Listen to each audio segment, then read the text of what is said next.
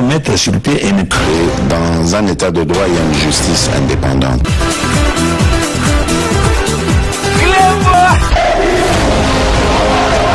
Ce n'est pas pour rien qu'il faut des conseils.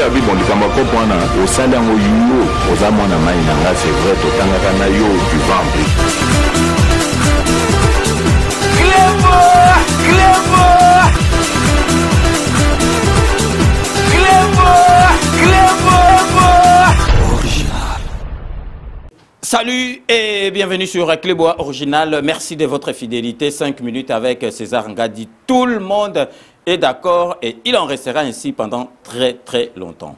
5 minutes à l'élo, Bomoni Ezali version et la musique au bino vraiment bolelaka.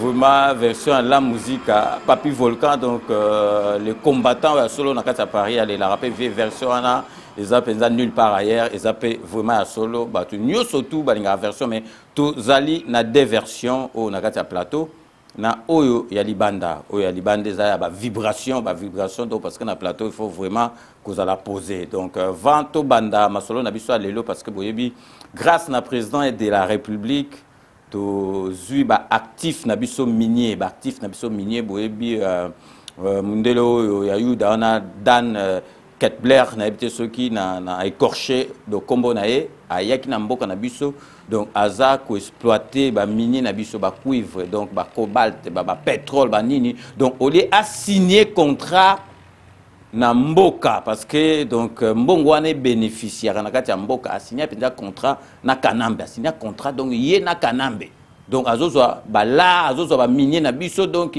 ba signé pendant na papier pour tant au président de la République aye ils allaient raboter mais n'était signé qui déjà na papier il fallait que na ba tribunaux ti na ba États-Unis d'Amérique Hollanda sikoyo grâce na président de la République donc actif minier na biso to ko sabino actif Alexis na kati bilan pour comprendre parce que vous avez affaire à un comptable pour comprendre bien donc masolo ezonga masolo yango ya koloba na mboka na biso talaka jomo kwa yaka bomundela ye a signé contrat pour na mboka te a signé na individu a signé na nani donc azuaka mama solo na biso a salé la rango pendant des années président de la République aye non ils allaient raboter soko lingito kene na masolo na ndenga normal parce que ye asaiki déjà na kati ya masolo azana banini parce que ba o mutu mususu azala ite kaka ye parce que ba kotika yo kuna ondozwa ba miye na pau na Congo il faut zala na ba pareil oyo ko tinda masolo ba bon avant on lingito bandela masolo il faut biso to récupérer na nous bali konda na biso nyoso to zalaki après to signer siko contrat penza ya malamu entre yo na mboka au signé nanga Félix Antoine Tshisekedi na mboka. Signature d'un accord d'intérêt commun entre la République démocratique du Congo et le groupe Ventura. C'est donc de cette question qu'un échange a eu lieu entre le gouvernement de la République et l'homme d'affaires israélien Dan Gettler. Détails et explications dans ce reportage. De la parole aux actes, la République démocratique du Congo vient de reprendre le contrôle de ses actifs miniers et pétroliers détenus par le groupe Ventura de l'homme d'affaires Dan Gettler. Au nom de l'État congolais, Mme Rose Motombo Kessé, ministre d'État et ministre de la Justice et garde des Sceaux, a signé ce jeudi 24 février un accord avec M. Dan Gettler, patron des Ventura, le tout en présence du directeur des cabinets du chef de l'État, Guilhem Nyembo, de son adjoint André Wameso et d'autres proches collaborateurs du chef de l'État. Cette signature est la matérialisation de l'instruction du chef de l'État, Félix-Antoine Tshisekedi Tshilombo, entérinée en Conseil des ministres du 18 février de cette année. Le gouvernement de la République avait levé l'option d'un règlement global à l'amiable des litiges des contrats extractifs. C'est un grand événement pour la République démocratique du Congo, car nous venons de signer un contrat qui met fin aux différends qui opposaient la République démocratique du Congo et le groupe Ventura, et que cela fait suite de la résolution qui a été prise lors du Conseil des ministres du 18 février passé, qui m'instruisait par l'autorité du président de la République, chef de l'État, de signer cela pour qu'on mette fin aux différends qui existait entre la République démocratique du Congo et Ventura, et aussi pour que ces différends qui a duré longtemps puissent trouver des solutions.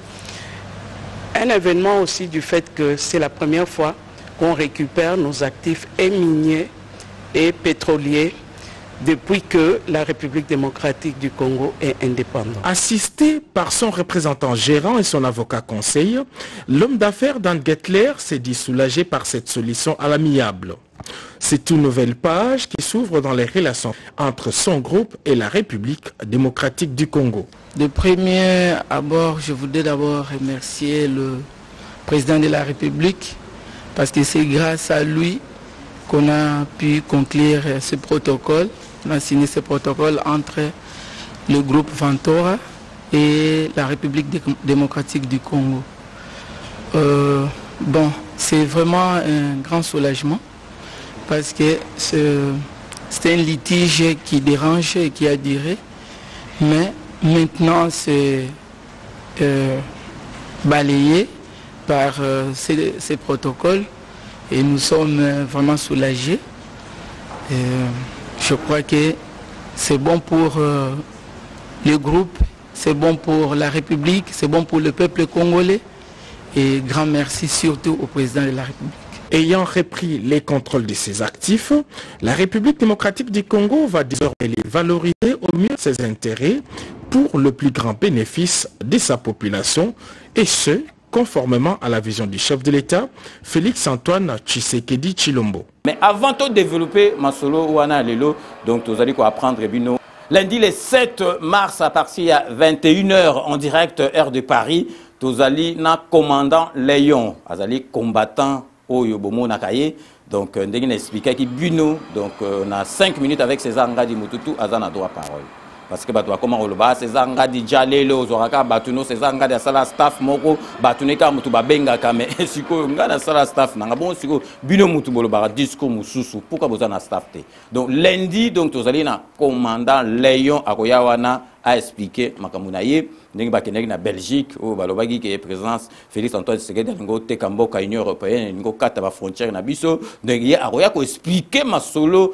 Oyo ye azali na yango po na mboka donc boye barake démocratie ezali plus passe que dictature mutasakai na yo katiye mutu mutasakai na yo obuaki pa balion balie mais démocratie faut yo kamutu donc yango na biso tozo prôner kaka donc liberté d'expression oyo ezali leitmotiv ya président de la République donc mututu azala zob azala mayele il faut aya koloba net émission à la téléphone ouvert bino mutu beaucoup yebisaye que azobeta masoloma be donc avant de continuer émission na biso to remarquer pause boyoka bande annonce ya émission na biso ya lundi ou à partir de 21h donc na commandant Léon donc restez connectés sur Clébois original à tout de suite. Toujours na philosophie ya président na biso de la République oyo azo prôner vraiment démocratie liberté d'expression, donc na 5 minutes, boye bike, tokoma kubengisa batumususu oyo, bazali na maloba moko na bisote, mais bazali ba na mboka, il faut toyo kabango. Na ebike batumususu baroloba, non, il faut pas kubenga kabato aboye, mais non, boyebi, président de la République, na biso, na loja oya lobaki, na kanisi, na tieli bino ndambu boyoka oye moko président de la République, na loja lobaki po na démocratie, na liberté d'expression. Merci papa. Tobunda pona ba Congolais bazwa courage ya koloba ba opinion na bango. Merci papa. Na makambo lobi ofingi motote, otongi motote, olobi eloko yo liberté ezali kotida yo loba opinion na yo. Merci papa. Mende na kosenga bino pe bo respecter pe ba opinion ya bato yo bazali kokanisa loba bino te. Yango na mboka itonga makandengo wana. Yo pesi ya yo ba respecter yo. Oyo baza contre yo yo respecter yo lobine bon wana pe opinion na yo. Sikoyo oya kozala na majorité ndeye wana nde tokolanda. Donc c'est la raison pour laquelle lundi oyo il y a le 7 mars 2022 à partir à 21h, Toko Yamba na émission na Bisso, commandant Léon. Ouais, Nazali invité lundi. Na Clébois et pas ya monsieur César Ngadi. Pour la Koloba Makambo Maïmatali Congo. Nandege Tokendaki na Belgique, na Bruxelles. To contrecarrer aux Alki Makanisi ya Union Européenne pour la kotala kokata kokereva ba frontière na biso ya mboka Congo mais tozongi yango na leki pour na koyebisa ba mboka ba peuple congolais likambo nini ya solo oyo elekaki kuna na terrain pa tozalaki. Commandant Léon Azali Moutou a représenté sous-souté, bomona ke na ba réseaux sociaux, bomona ke na ba marche partout. Donc akoya po ye alobi ke président de la République Nabiso Fachi Beton Azali kote Kamboka Azali na ba preuve ba kenaki marche na Belgique grâce à marche wana donc yangwana Union européenne et changer qui ordre du jour ba boyeki ko kata masolo ya mboka na biso po ba pesa ngo Rwanda ya azali na ba preuve et puis azali na makambo ebele ya koloba pona kolakisa ke mboka ezali kokende malamu te. Ezali ndeko abino les résistants combattants révolutionnaires les commandants Léon nazali na mwa sango ya kopesa na bino na kati ya Kleboa et pas ya monsieur César Ngadi makambo ezali ebele ya Congo o etali mboka na biso tokosolola pona tongo ya lelo tolamuki na nguya nzambe apesi biso makasi pona mwa masolo moke tokoloba na matali o etali mboka na biso Congo pe na makati na makabunyo suzai koleka na kati ya résistance na ba combattants. Rendez-vous na émission Nabino 5 minutes avec César Ngadi en live avec le commandant Léon Oyo Akoya ko loba ba ide na ye oyo azalaka nango pona mboka na biso donc ezali à partir ya 21h.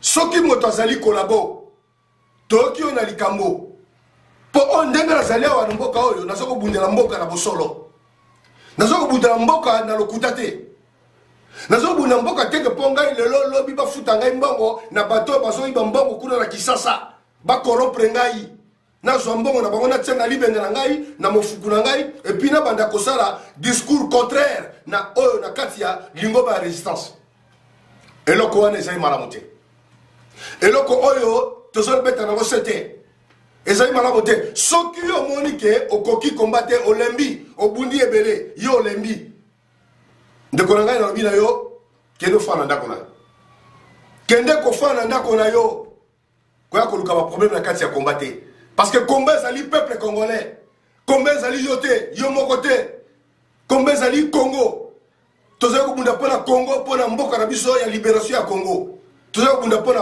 kombe ya moto songolo te pona kombe ya moto pakala te biso nyonso tozali ba tata bomoko mama bomoko tozali kobunda pona Congo. Émission ndenge boyebi ekozala à téléphone ouvert en direct à téléphone ouvert boko benga botuna bamituna na bino nyonso tout parce que commandant Léon alobi azali na makambo koloba parce que soki président na biso Félix Antoine Tshisekedi azosala makambo ya malamu akondima soki azosala makambo mabe ye akoki kondima te ya zali na ba preuve que Félix Antoine Tshisekedi président Fachi Beton alingi ateka mboka na biso ye akoya wana po a répondre na mituna na bino nyoso tout ozala makasi ko bunda kuna ozala makasi te ba sala galumbe mote soki bato bandimeli yo boya osali rassemblement o convoquer bato ba yepe ba osala action mais ezali yo moko ke le bundate ozala makasi te soko ozala makasi obeta ka bato c'est que batonde ba yakana yo bo sangani ko beta bato parce que tuzoko beta ba ennemi tuzoko bundana ba civil ba ministre ba yaka ba iba kambo ya Congo o basé na kati ya gouvernement na parlement na sénat ya Congo nde tozali contre bango contre ba makambo zo na Congo. Rendez-vous lundi 7 mars 2022, 5 minutes avec César Ngadi en direct sur Kleboa original. Lundi na kozala bino pona mama solo ingeta mbote mingi na bino banso nzabe abatela bino. Commandant Léon donc sera avec nous, c'est mon invité le lundi donc à partir de 21h. Bozala wana po bubenga vous poser ma question il pas qu'on répondre donc naebi déjà que batu bakoloba déjà aye wana pona ko finga mutute to kutiki les pétants finga batute donc et puis bino pe boza wana po bo finga été azali congolais azali na droit ya koloba oyo alingi aloba sans pour autant ko finga batu au défendre ma solo na ye donc na sengi na bino nyoso tout bozala wana lundi po bo poser ba question boka oyo ye akoloba donc siko tozongi na masolo o tozalaki nango na kati émission na biso sujet na biso ya lelo to yebisi bino ke donc dans Code Blair wana to yebisaki bino juif wana ayaki ko signer contrat pour na ba minerai ya mboka na biso pour a exploiter kango na compte na ye personnel au lieu de signer contrat na mboka a signé yango na Kanambe et bandai ko marché kaka ndengona pendant des années et des années siko président de la République aye parce que za mwana mboka jamais akoki kotika makambo ndengona il fallait akasango mais bakoki ko kasango mbala moko te parce que zali penza contrat donc ba sali penza na ba papier et koti na ba makambo belé fallait ko zo ba avocat il fallait ko défendre mboka na biso donc ils ont ça là donc procès na société ya juif wana mais na suka nango sikoyo biso grâce à président de la République to gagner procès wana président de la République atali président de la République netazaka mutu ya démocratie za mutu agisa lo biso ki olingi okonye masolo il faut tout ça masolo parce que ya zali déjà mutu ayebi ba masolo wana aza déjà kuna mais sikoyo il faut ko zongisa ba masolo na biso donc actif tout minier et zongi nakata masolo donc ba avoir na biso ba droit na biso ba mbongo na biso nyoso tout donc ba zongi siango donc ceux qui ba lobby ba actif nakati ya masolo a bilan ils ont représenté ba élément positif yango nezalaka nakati actif to remona les immobilisations ba stock le créance et la trésorerie yango neza nakati actif donc ceux qui to lobby to kota na ba terme o ya comptabilité te do actif nezalaki donc masolo o biso il fallait to zo na mboka na biso mais ezalaki ko revenir na biso te donc ba actif donc minier surtout to récupérer yango sikoyo nazo la sabino extremoko donc briefing oyo bomoni ke ministre Sika oyo ya aza porte-parole aza ministre ya information donc comment ça là donc vraiment oye wana ozo expliquer sur likamoke leki boye bo expliquer donc nazo la sabino briefing oyo zalaki donc directeur adjoint ya président de la République na ministre ya justice bazaki wana na yemoko ba répondaki na ba question ba journaliste et puis ba expliquer ki bango masolo ndenge lekaki ndenge pe ba récupéraki donc tozo tikila bino bolanda extrait oyo ya briefing wana par rapport ya ba actif minier oyo mboka na biso et récupéré. Restez donc connectés sur Clébois Original, on revient tout de suite. Mesdames et messieurs de la presse, en date du 20 février dernier, la signature qui ont opposé pendant longtemps la République démocratique du Congo et ses groupes, bloquant ainsi, entre autres, l'exploitation de ses actifs, permettent à l'État congolais de reprendre pleinement possession de ses actifs miniers et pétroliers d'en disposer, en vue donc d'engager un nouveau processus de leur valorisation et exploitation dans l'intérêt de blocs de pétrole, des carrés étaient sous sanction. Il était important qu'on se retrouve autour d'une table pour qu'on puisse échanger, puisqu'en soi, la République perdait, alors que lui avait un contrat qu'il ne pouvait pas exploiter, et la République, de son côté, ne pouvait pas bénéficier de fruits de ses richesses. C'est ainsi qu'on s'est retrouvé autour de la table pour que la République se retrouve. C'est ainsi, lors de ce Conseil des ministres, une résolution a été prise pour que nous puissions finaliser les différentes procédures qui ont été enclenchées en son temps contre Dan Gettler ou contre certaines sociétés qui avaient aussi des litiges avec le groupe Ventura. Le président Félix Tshisekedi a voulu mettre fin. C'est de dire maintenant c'est fini, on sait ce que vous avez fait. Maintenant, nous entrons dans une nouvelle ère, mais il ne ferme la porte justement à personne, en disant, voilà, si vous voulez, vous acceptez que... Vraiment, donc, ministre, il y a défense, na ministre, il y a information, na directeur adjoint, il y a président de la République, vraiment explicite, pour comprendre, donc, actif minier, pétrole, cuivre, nabiso, diamant, nabiso, zalaki, donc, mundele, wana, mutabandaki, ko bénéficier nango ye moko, donc, ba signer contrat na Kanambe. Donc, il y a signé contrat na Mboka, a signé contrat na Kanambe. Donc, il y a exploité, ba, minéré nabiso, azo, mbongo, na ye moko, donc, tant, président de la République, a yabi, non. Et qu'on y est beauté, mais pendant qu'on casse contrat, les contrats à mon côté.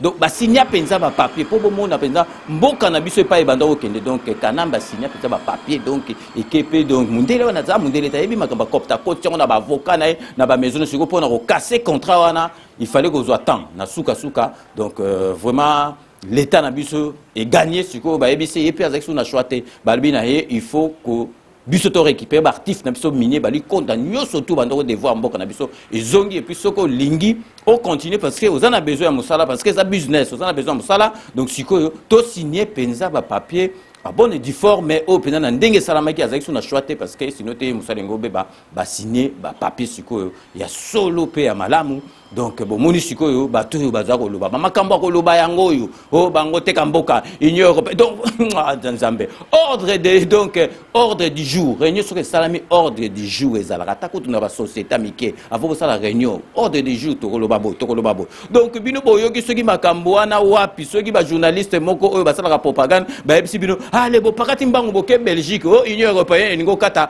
mboka na biso epesa bawanda donc nazali kocomprendre vraiment makambo mosusu te congolais totika kokoma zoba toza bazoba te totika komikomisa zoba tala makambo solo yango donc tala jo oyo ole osigner contrat na mboka ozosalela baminere na biso mais ozosala osigner contrat na kanambe bozolia balikonda bona bosiko ye esalami donc bino moko bozali komona makambo ya kolobela oyo na 5 minutes tolobela ezali yango donc to marqué poste na fc bino ke ba masolo ya sikekoti parce que 2023 oyo 2023 tito koma na 2022 toza na 2022 tina 2023 masolo ya sika vitesse oyo tokomema batu donc na ebité ba caraméliser Chanel bazali ulingi kozongela masolo mais dino alobi ke ba vitesse tokomena ngo caraméliser bon caraméliser botalaga azaki donc célibataire siko komi marié vitesse ngo akokoka ubendeni wana il faut to senga na mobile ni atikele temps ebele parce que vitesse tokomi na yango na ebité caraméliser Chanel soki akokoka vitesse parce que komi na ba vitesse mususu tozali kolakisa ke na niveau ya kisasa tozwi Bernice Tanfiti oya ye na émission sika histoire vrai parce que biso na club original to créaka tozalaka ate oyambi muto vandi bobando sola non biso to sala ba émission littéraire to sala ba émission juridique donc oyo Emmanuel Schman oyo azaka maire ya Anière abando sala ba émission pa na biso azo expliquer batu ba droit na bango ya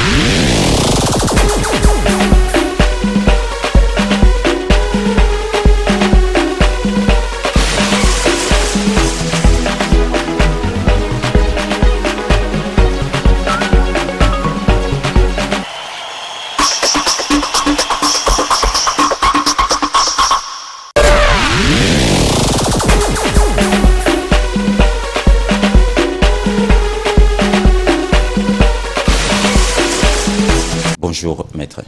Bonjour. Ça va? Ça va très bien et vous? Ça va très bien, merci.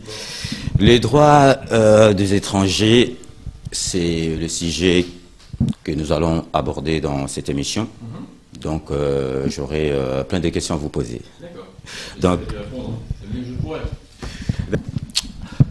Maître Emmanuel Schliemann, que pensez-vous du droit des étrangers tel qu'il existe en France? Vaste question. C'est un droit qui est très juridique évidemment, mais aussi politique. Et c'est un droit qui s'est façonné au long des années, en fonction des gouvernements successifs qui sont venus en France. Donc c'est vrai que c'est un droit qui est très particulier parce qu'il y a vraiment souvent le contexte politique qui vient ajouter soit plus de laxisme, soit au contraire plus de dureté à ce droit, selon que les gouvernements veulent donner des signes aux électeurs plutôt de sévérité ou au contraire d'ouverture des frontières.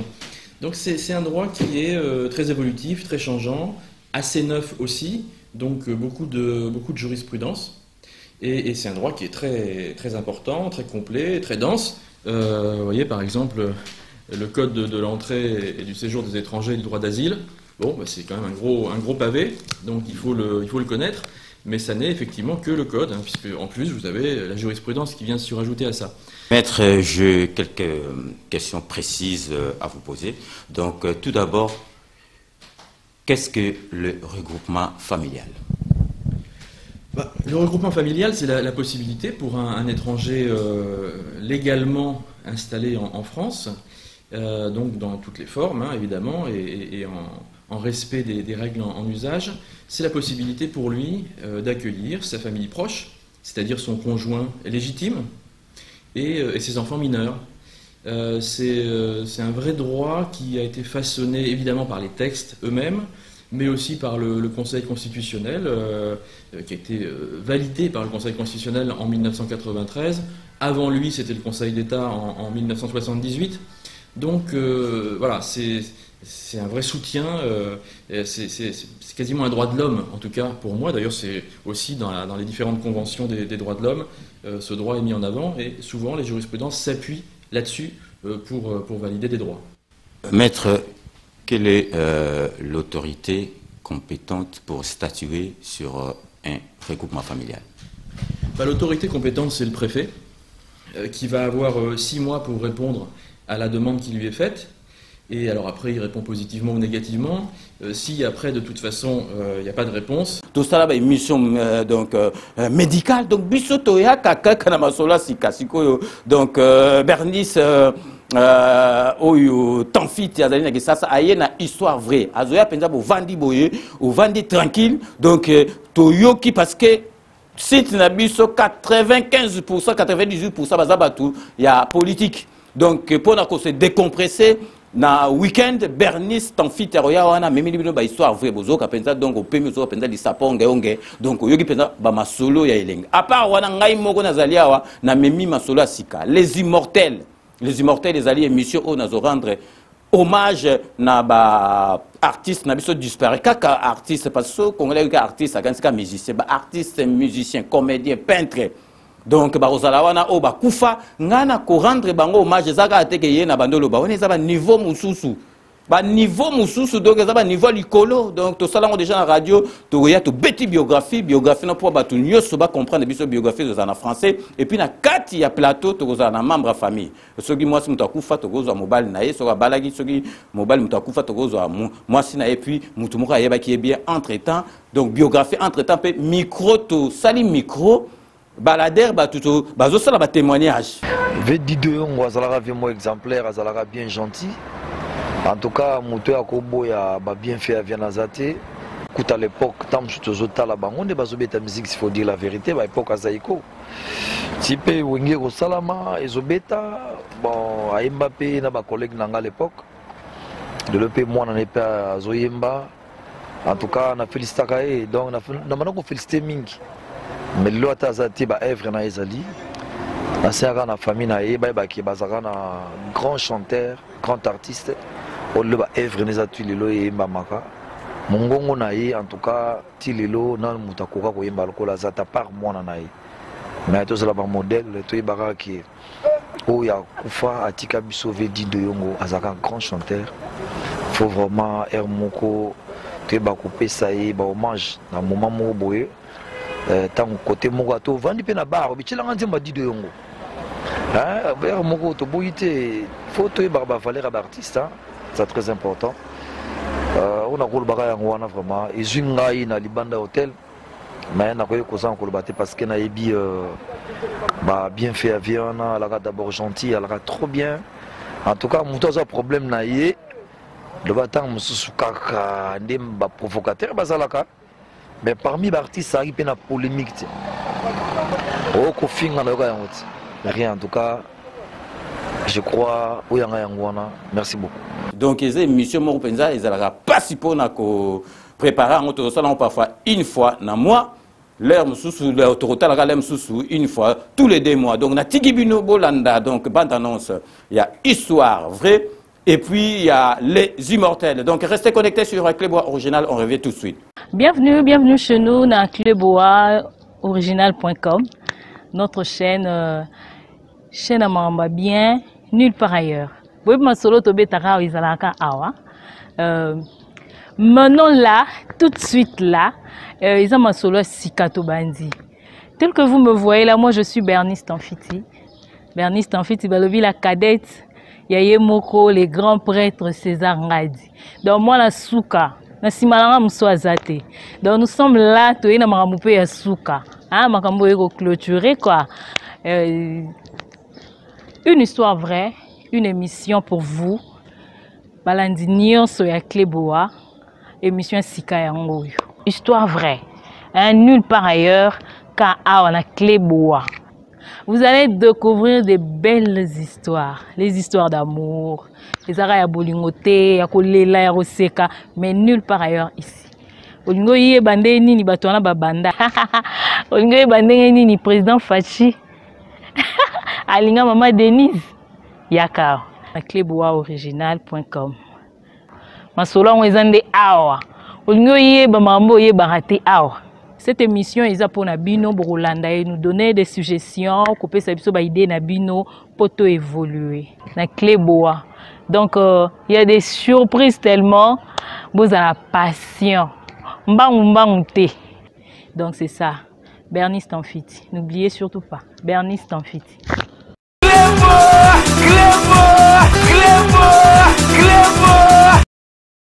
Suivez votre émission Les Immortels.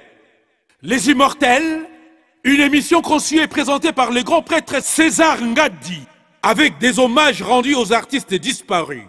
Les Immortels, suivez sur Cléboa Original, votre site de qualité. Avec Cléboa Original de César Ngadi, tout le monde est d'accord. Souscrivez dès à présent votre abonnement sur Cléboa Original. Avec Cléboa Original, tout le monde est d'accord, vraiment d'accord.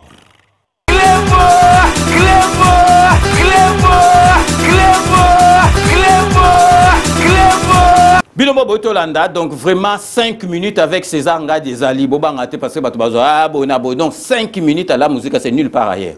Parce que ce moment na côté da ba solo oyo parce que vitesse à 5 minutes ne lobeli il y a 5 minutes oyo il y a la musique ezaka ka na Cléboa omona parce que mutako loba makamoko boye omona batu bazo zela 5 minutes à ça la analyse na marque na e donc parce que elobeli oyo na ba solo oyo ezali nulle part ailleurs donc 5 minutes na bino ezali il y a plateau on a invité parce que to bando so invité vraiment régulièrement et puis 5 minutes oyo ya libanda la musique on est botala et puis nazali na les immortels au Bomoni pub après tozali na Bernice Tanfiti donc Bomoni binomoko donc ne lenga mungongo bon na pesi bino quand même numéro de téléphone bo tala les autres défilés na c'est il y a Bernice Tanfiti bo bengaye bo pesa encouragement na yebi déjà que honorable Jean Moutala vous avez déjà un encouragement donc pour tout de yalo là et d'une image soit déjà comme boana c'est puis là pour tout de yalo là naebi donc Marie à la beauté naturelle donc naebi que Beloti Mavungu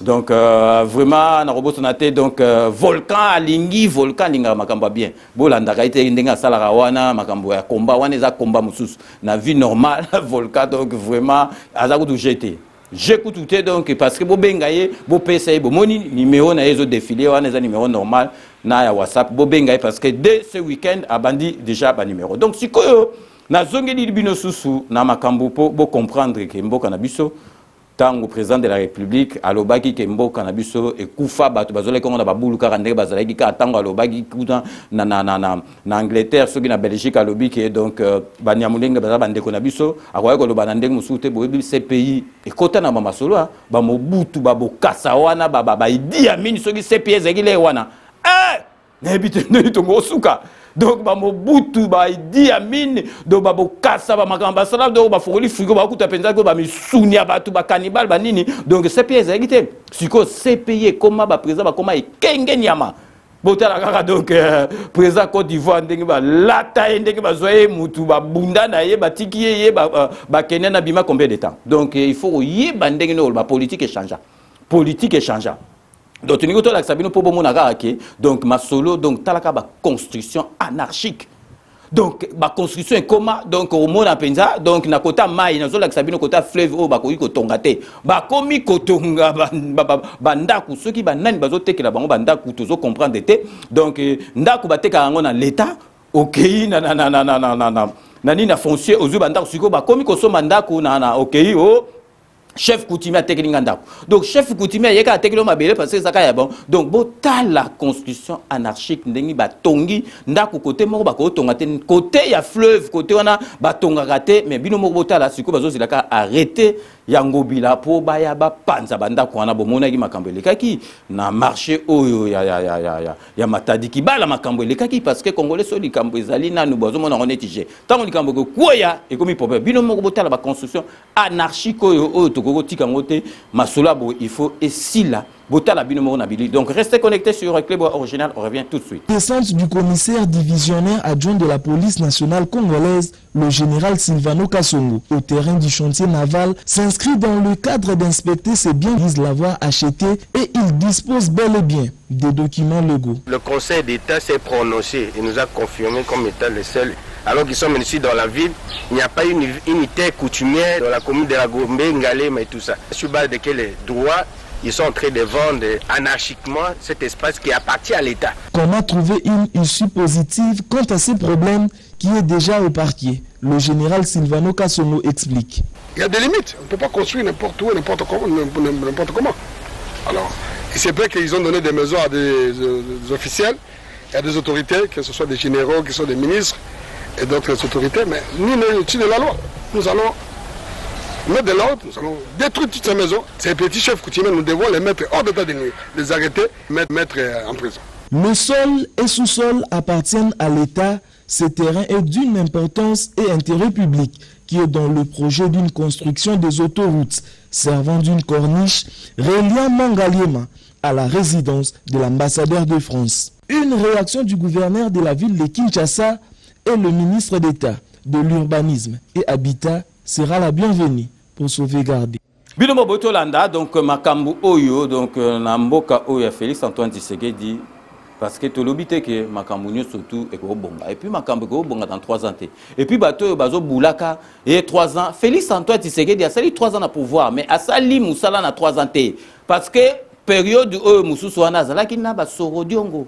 Nabatu moko donc soki alobi bango bake i donc président de la République bandi penza boulot auto ko juger ezali tanga azui donc parlement azui sénat et puis asali donc gouvernement auto benga ya Samakonde o penza ezali gouvernement ya union sacré de la République. Ma solo et bandi wana parce que bango bazalaki wana donc ezalaki siko union sacré donc autorité moko nango ezali fachi. Donc aucun na masolo contre état balongolio. Liboso ezalaki na kati ya masolo. Donc baza ba ministre musu baza kota Kamere, ba ministre musu bazali côté ya Kanambe, ba ministre Rutu Mukie bazali kota fachi. Siko soki fachi aye na bula bien. Imaginez batu basala ba 18 ba yiba likonda yo siko ba kangeli otu. Botala ka nengi ba donc ba jowana ba bando respecter Kanambe. Botala Kanambe na 18 années à ça la conseil des ministres ka soki 2 fois. Donc azoya donc conseil des ministres on a betene ka ba 15 minutes. Le problème de Kabila ce n'est pas lui individu. Le problème c'est que Kabila ne contrôlait rien. Il a laissé le pouvoir entre les mains des collaborateurs. Les Némi, les Chadari, les Minako, comme je disais, c'est eux au fait qui dirigeaient. Moi j'ai été dans le gouvernement Kabila.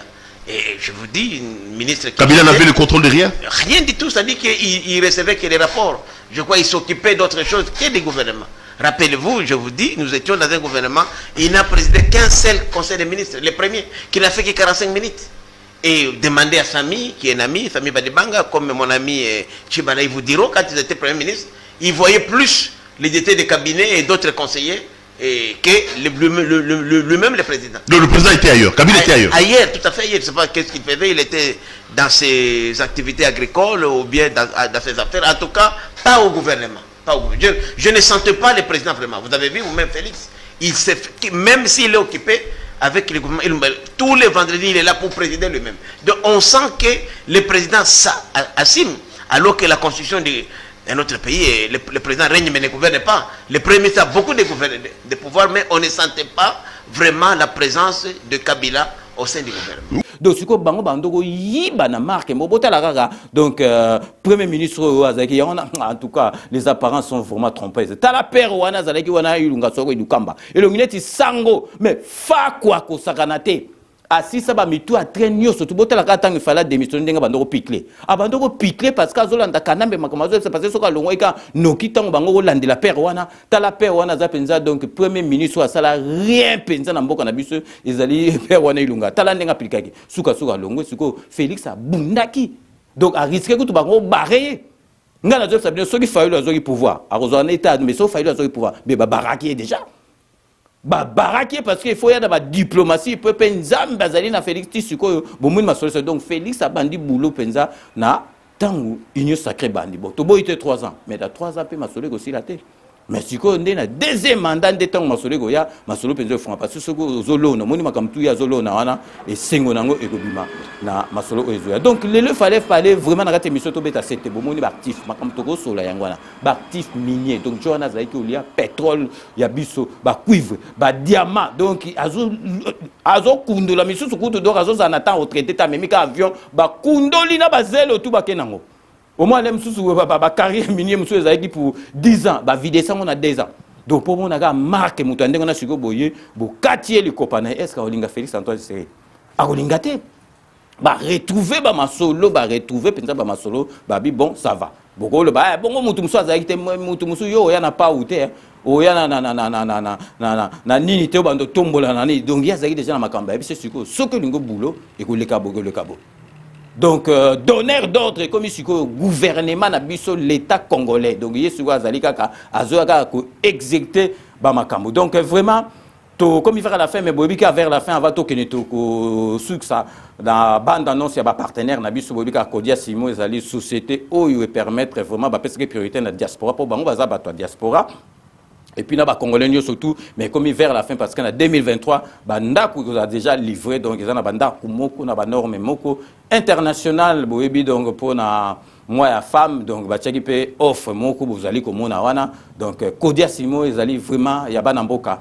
Kodia Simo, donc, vous constatez que Makambo et Salamara Awa, Mundele Mutao Salango, parce que Ndeng Tozalia, Bana Nabiso Ndeng Batanga Kachik Awa, Batanga Gana Mindele Ndeng Moko, Makambo Mundela Zosala, Bana na bisope bakosala ka yango donc toza na complexité donc na makambo zala donc développement mboka na biso et que wuta na biso moko donc vraiment bobo sanate c'est pelative ezali décodeur ya bana mboka botala na pub ndenge na lobaka donc spécificité nango ezali yango eza muke o se déplacer nango partout place ezali internet ga place eza otima solo o CP nango donc et puis bobo sanate wami service ya Mireille Wankake donc fret donc agence à fret vraiment à solo déjà il y a tout le monde qui va skiver agence à solo ils allaient na 5 boulevard Ornano na Paris 18e na porte il y a Clientcourt kuna donc les appels ma kambu il y a ba professionnel il y a ba sérieux et puis au santé salon de coiffure na biso to recommandera bino a na Saint-Denis ali Elbinto coiffure donc boyebira que ceux qui fête ou bien nini OK na ba salon mususu tiki mutu na ba apprenti ba bebisio sou que vous avez obligé les so katakovo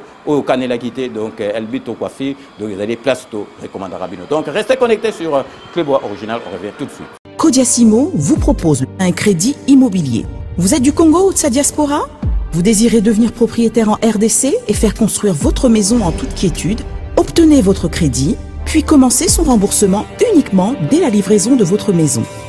À la Cité Kimia, nos maisons seront toutes construites aux normes internationales. Située à seulement 25 minutes de l'aéroport de Njili, 10 minutes de Safari Beach, au cœur de cette cité moderne, vous y trouverez aussi un centre commercial avec plusieurs commerces de proximité.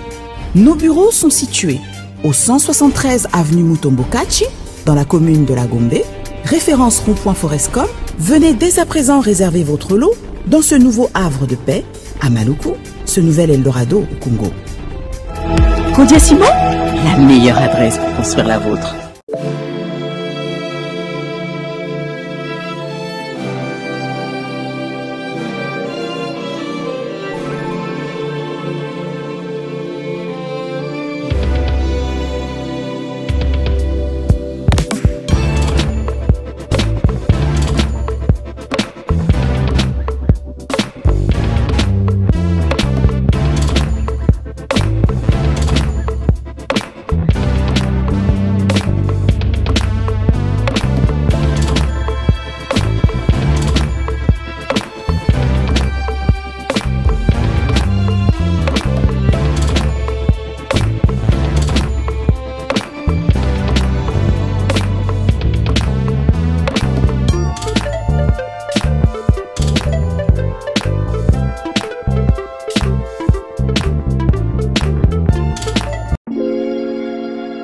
Sepela TV ezali décodeur ya Banamboka.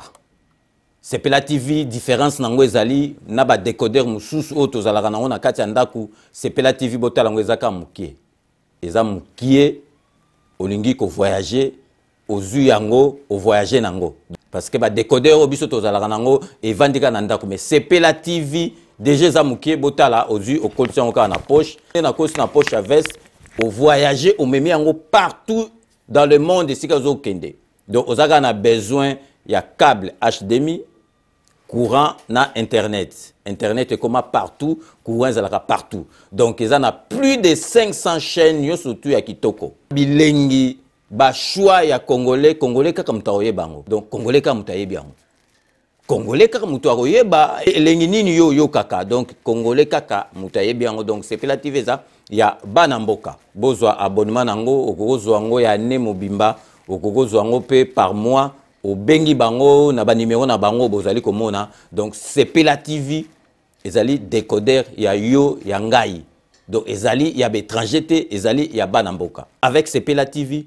tout le monde est d'accord et il en restera ainsi pendant très longtemps. Bienvenue dans le monde de Sepela TV. Sepela TV est le décodeur qui vous permet de suivre les chaînes du Congo en direct de la diaspora. Ndeko ya Congo, tunanga ininyo agence Wami service oyo ya madame Mireille Wakanke azawana mobimba pona bino ba diaspora bolingi kotinda mituka toba kolia ndenge na ndenge kohésiter na yote adresse ezase moko 5 boulevard Ornano numéro 75 018 na Paris 16e awa na République démocratique du Congo na ville province ya Kinshasa boko yango na avenue Maringa numéro 83 référence étoile bleue na commune ya Kasavubu soit bo contacter na ba numéro oyo Maman Mireille Wakanke tata pambola yo na yaka pamba te soko moni na ye kombo na yo na témoignage na yo eke musika pe betinga na motema na mona ba agence na sena moi oyo lukute za makasi na ba agence na escroquerie okomona mosali ya nzambe asali pe publicité batu bazotala me agence na bango vérité ezate na moni mituka na moni bilamba na moni bakoli nyonso batu batindaki ndenge bayebisaki nga yaka kokontrole na kontrole na moni musala oyo osala Wami service libote na nzambe bisika ya kotinda biloko eza na Wami service. Oui, yeboye ezalate ndeko kosazarde te agence eza kaka moko Wami service ya madame Mireille Wakanke atie la disposition ya ba diaspora nyonso pour que boko misaka bakoli na bino mituka na bandeko o baza na Afrique avec impact na idéologie Wami service pardon maman Mireille Wakanke balinga pe ba congolais boyete prix ya mobobe Wami service et pas Mireille Wakanke Wami service frappe na le frappe na retour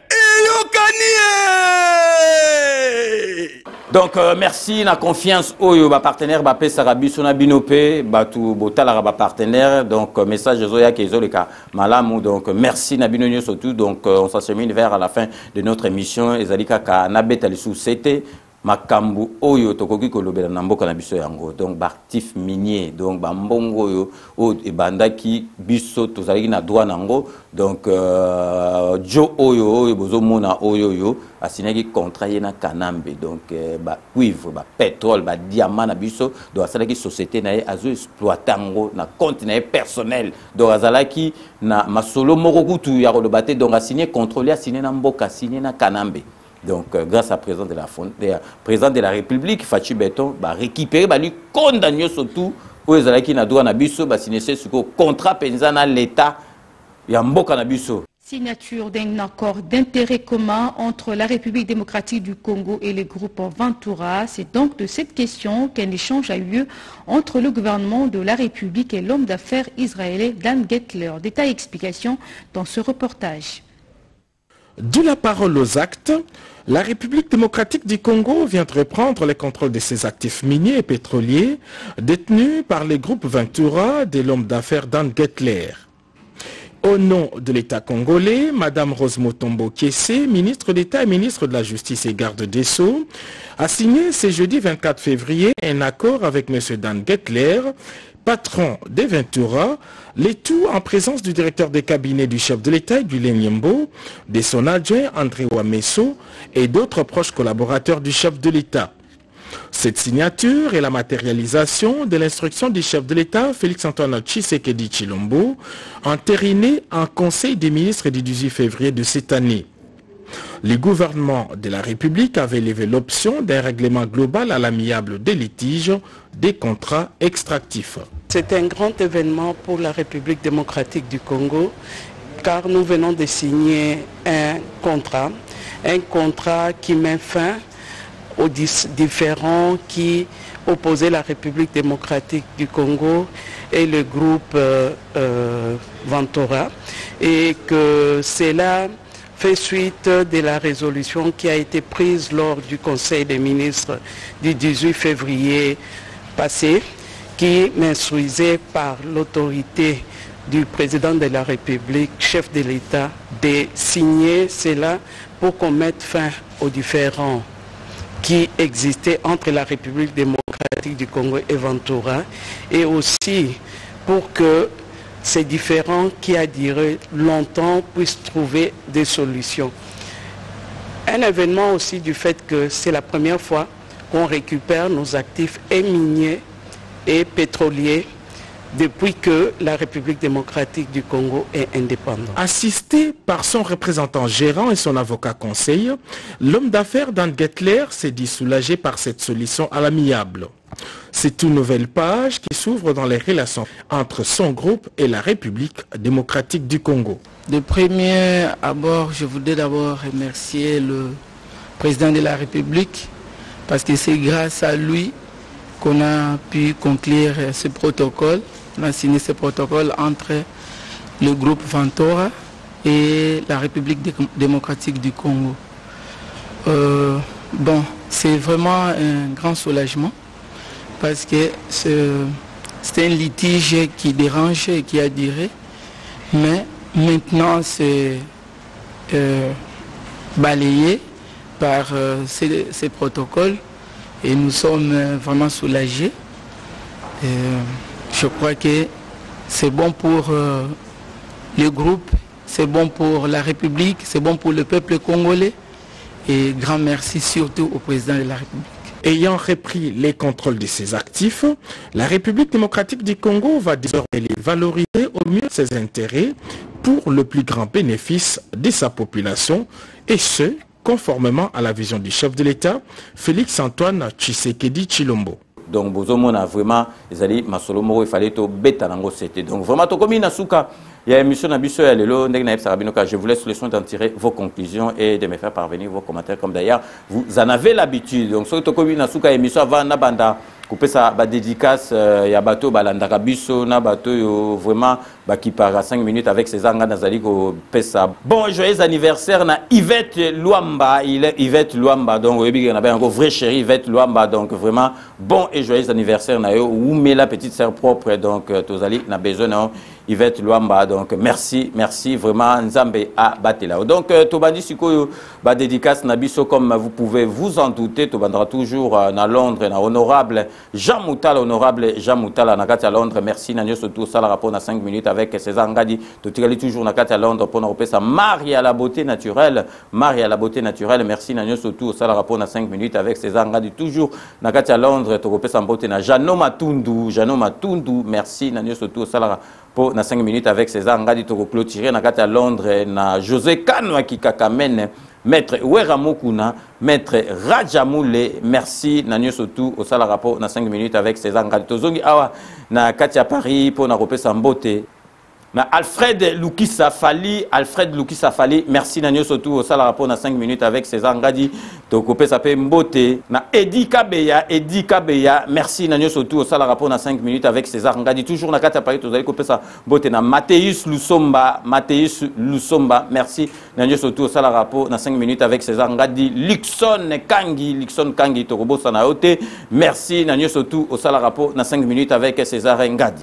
Donc, Toko Kenisiko, toujours dans la région parisienne, à 95 points européens, ça Rachel Bonkono, il y a la pire, tu as petit sœur propre, caramélisé Chanel, bon, tous les gars, caramélisé Chanel, merci, Nanyo Sotou, au Salarapo, na 5 minutes avec César Ngadito, Kenisiko, na 4 Espagne, pour européen, ça Beloti Mavungu, vrai chéri, Beloti Mavungu, merci, Nanyo Sotou, au Salarapo, na 5 minutes avec César Ngadito, Nakati ya Congo, qu'on a plus précisément Nakati ya Port Amatadi pour Europesa Antosha Lukebakio Antosha Lukebakio Nakati ya Port Amatadi to ke siko Nakati ya Bomma pour Europesa Dadamoyo merci Nanyo Sotou au sala rapport na 5 minutes avec César Ngadito Zongi awa Nakati ya Paris pour Nakopesa Nakati ya groupe administrateur Nabiso Shai Mokenge Shai Wabalengela mon voisin Shai Mokenge Shai merci Nanyo Sotou au sala rapport na 5 minutes avec César Ngadi Tokobo Sanate Babi Kisinga merci Nanyo Sotou au sala rapport na 5 minutes avec César Ngadi Tokobo Sanate Jerry Mukuna merci Nanyo Sotou au sala rapport na 5 minutes avec César Ngadi Tokei Susu Nakati ya Congo na S ya Congo pour na pesa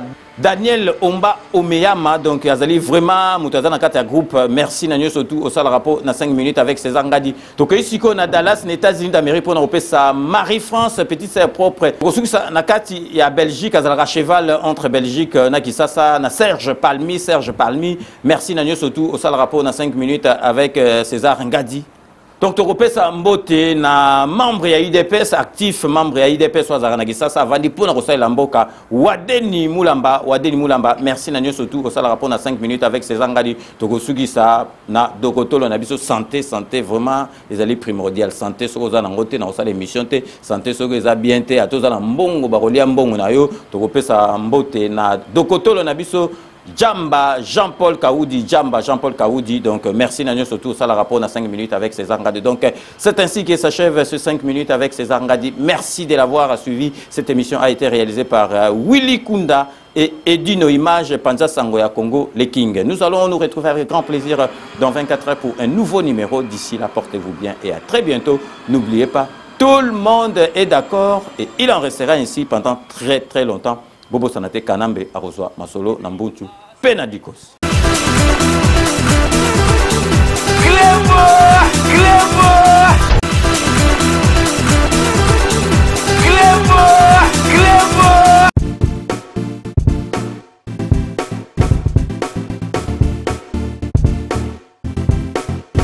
On doit mettre sur pied et mettre dans un état de droit et une justice indépendante.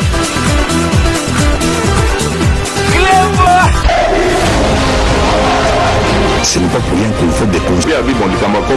Au salaire, c'est vrai, tu vends.